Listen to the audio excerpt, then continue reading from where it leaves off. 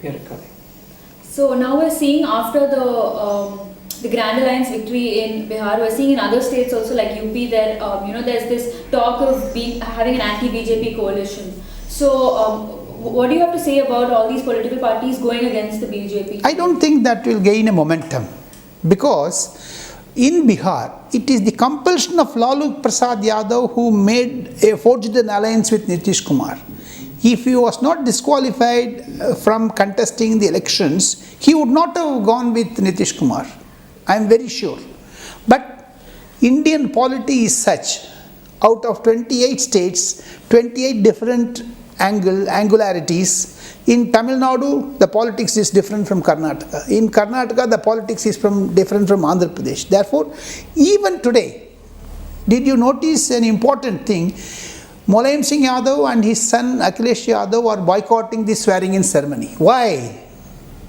So therefore, you have to understand a message from that.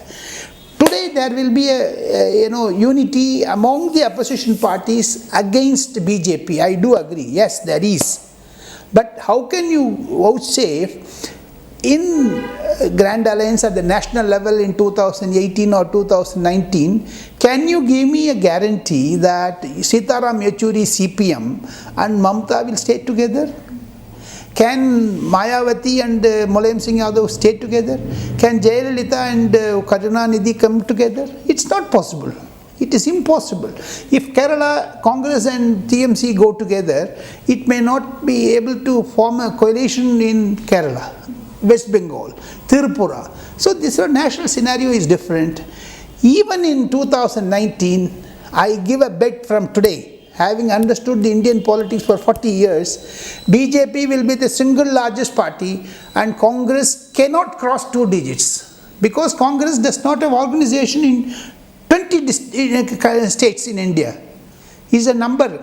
Now they have to piggyback on others. They have come to a tail end.